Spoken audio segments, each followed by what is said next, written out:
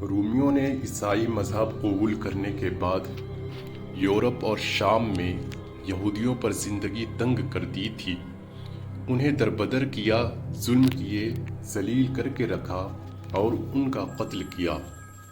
جان بچانے اور چین سے جینے کے لیے یہودی ان علاقوں کی طرف رخ کرتے جہاں مسلمانوں کی حکومت ہوتی۔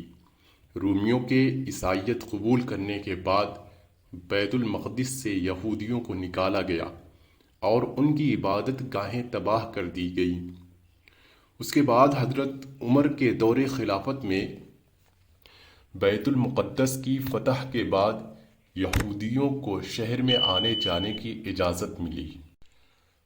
15 ہجری 637 عیسوی میں بیت المقدس فتح ہونے کے بعد حضرت عمر بن الخطاب رضی اللہ عنہ نے یہودیوں کو بیت المقدس کی زیارت کی اجازت دی، جبکہ اس سے پہلے عیسائیوں نے ان پر پابندی لگا رکھی تھی۔ عیسائیوں نے یہودیوں سے حد درجہ بغض کی وجہ سے اس چٹان جس کے اوپر قبۃ الصخرہ ڈوم آف راک بنا ہوا ہے کو کچرے کے ڈھیر سے ڈھک دیا تھا، کیونکہ یہودی اس کو مقدس مانتے ہیں۔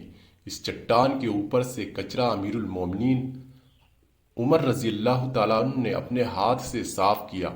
مسلمانوں کے نزدیک اس کی اہمیت یہ ہے کہ رسول اللہ صلی اللہ علیہ وسلم معراج والی رات اس چٹان پر سے براق اوپر آسمان کو اڑا تھا۔ پھر جب بھی صلیبی جنگ کے بعد عیسائی بیت المقدس پر قابض ہوئے تو مسلمانوں اور یہودیوں کا قتل عام کیا۔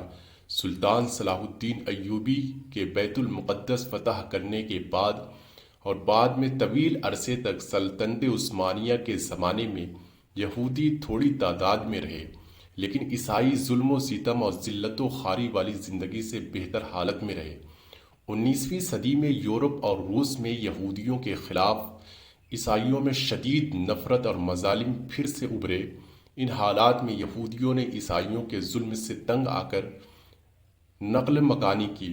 جرمنی، مشرق یورپ اور روس سے یہودی لاکھوں کی تعداد میں بے گھر ہو گئے۔ ان کی بڑی تعداد امریکہ، برطانیہ اور کچھ فلسطین میں آ گئے۔ اسی دوران میں صہیونیت کی تحریک نے جنم لیا۔ اس تحریک کا مقصد یہودیوں کے لیے اپنا ملک قائم کرنا تھا اور اس کے لیے انہوں نے فلسطین کو چنا۔ یہ تحریک یورپ، امریکہ اور فلسطین میں زور پکڑتی گئی اور یہودیوں نے بڑی تعداد میں فلسطین میں آباد ہونا شروع کر دیا۔ یہاں زمینیں خریدنے لگے۔ یہ سلطنت عثمانیہ کا آخری زمانہ تھا۔ پہلی جنگ عظیم 1914 عیسوی سے 1918 میں سلطنت عثمانیہ نے جرمنی کا ساتھ دیا تھا، اور جب جرمنی ہار گیا تو برطانیہ نے سلطنت عثمانیہ کا شیرازہ بکھیر کر رکھ دیا اور مختلف علاقے مختلف یورپی طاقتوں کے قبضے میں آ گئے۔ فلسطین پر برطانیہ کا قبضہ ہو گیا۔ 1917 میں برطانیہ کے وزیر خارجہ نے ایک اعلان کیا جس کو اعلان بلفور کہا جاتا ہے۔ اس میں کہا گیا کہ فلسطین میں برطانیہ آزاد یہودی ریاست قائم کرنے میں مدد کرے گا۔ برطانیہ نے ان کو وہاں آباد ہونے اور منظم کرنے میں مدد دی۔ جب فلسطین کے عرب مسلمانوں میں یہودیوں کے خلاف شدید رد عمل پیدا ہونے لگا اور دونوں کے درمیان شدید جھڑپیں ہونے لگی تو برطانیہ نے فلسطین سے جانے کا فیصلہ کیا اور اقوام متحدہ سے اس علاقے کے مستقبل کے بارے میں فیصلہ کرنے کا کہا۔ اقوام متحدہ نے 1947 میں فیصلہ دیا کہ فلسطین کو 2 ریاستوں میں تقسیم کر دیا جائے۔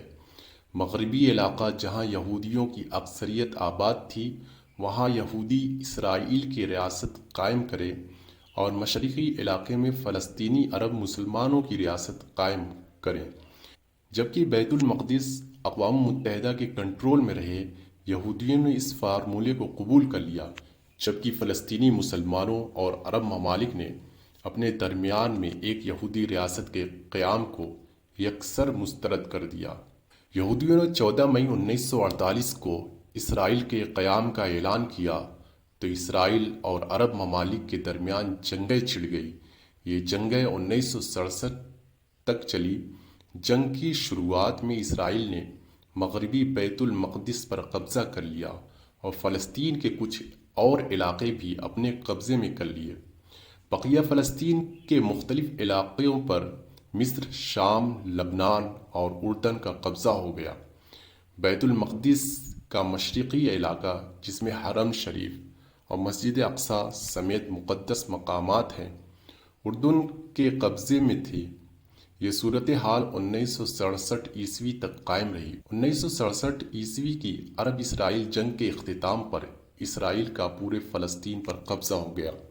مقدس مقامات تاریخ میں پہلی مرتبہ یہودیوں کے قبضے میں آ گئے۔